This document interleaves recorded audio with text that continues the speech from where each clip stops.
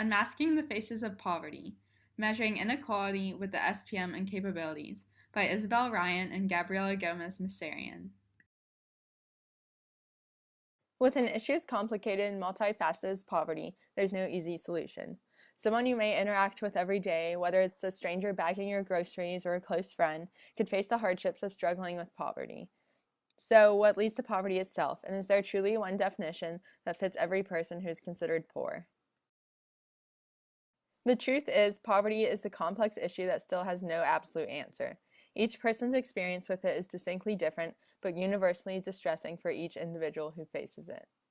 We believe a person is not in poverty when he is able to both govern the course of his life and have the substantial capabilities to comfortably maintain it. If he does not have the ability to choose his personal lifestyle, or feel capable to do so through income or opportunity, one may argue that he is impoverished in some regard. In keeping with our definition of poverty, our poverty measurement will incorporate the use of the SPM threshold with added focuses on certain capabilities, such as physical, mental, and societal. This video will go over what the U.S. currently uses to measure poverty and its faults, what's the SPM and our recommended use for the SPM, an introduction to the idea of including capabilities, our plan on how capabilities and the SPM will work in tandem, potential counter-arguments, and how our measurement ties in with our meaning of poverty. Introduced in the 1960s to grasp the concept of measuring poverty, the official poverty measure is currently used to calculate poor populations in the U.S. Whether a family unit is in poverty is determined by comparing one's pre-tax cash income against a threshold that's set at 3 times the cost of a minimum food diet in 1963. This is updated annually for inflation using the Consumer Price Index, or CPI, and adjusted for family size and composition. The OPM focuses solely on measuring income, but poverty encompasses so much more than inadequate funds.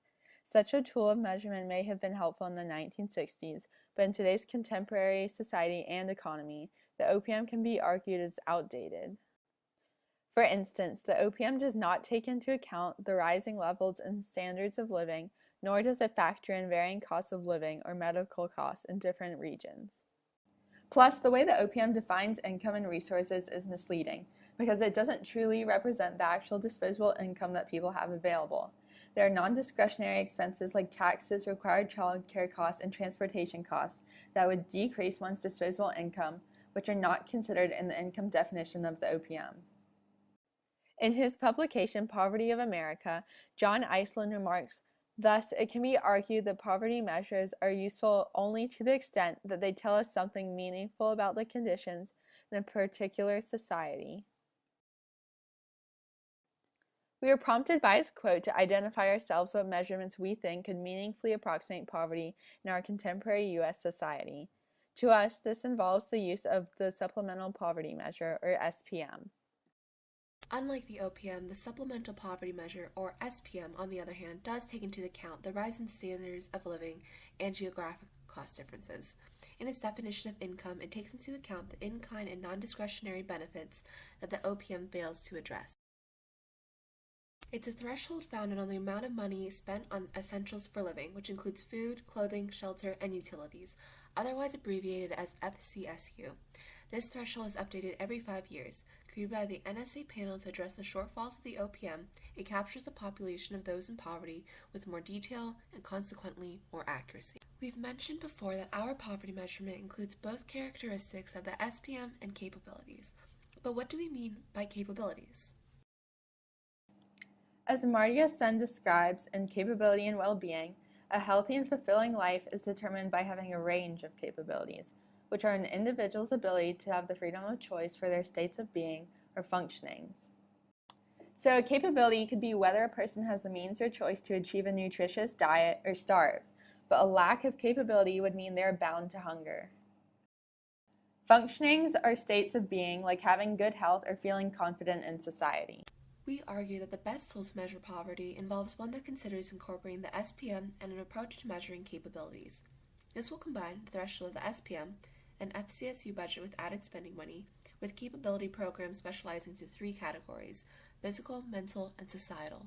Each area has its own respective focus that is inspired by Nussbaum's list of core capabilities. For instance, physical capabilities concerns life, bodily health, and general physical safety.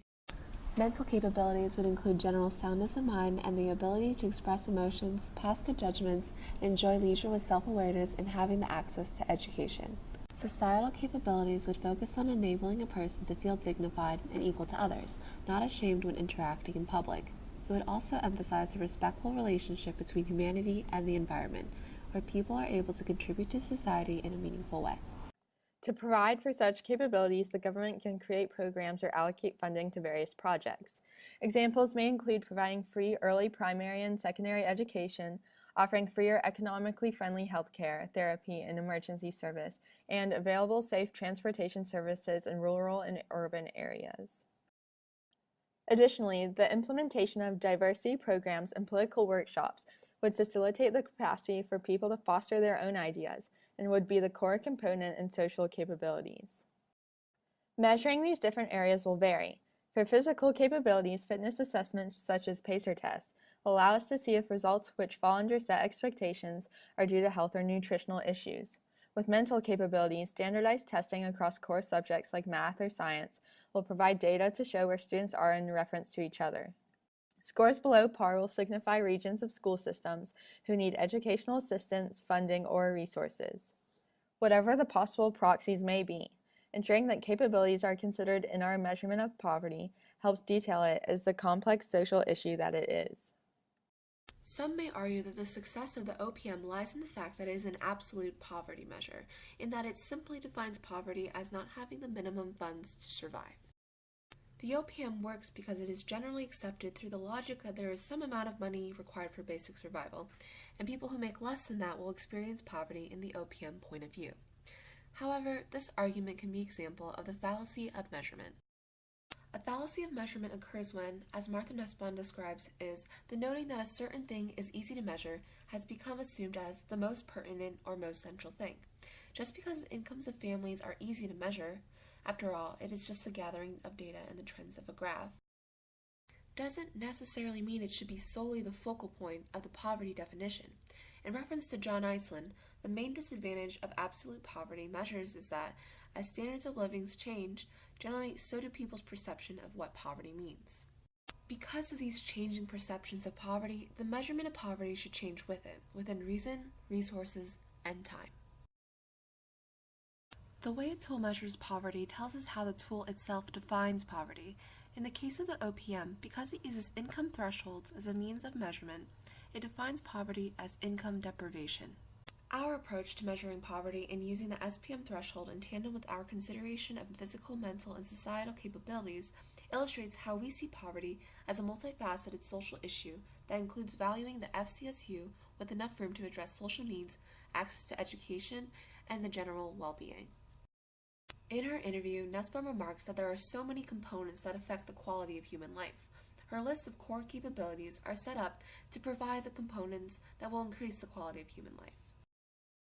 Granted, these capabilities cost money, but in our understanding that poverty is the inability for a person to live a comfortable lifestyle that she feels is in her control, money is not the object of desire or the end goal.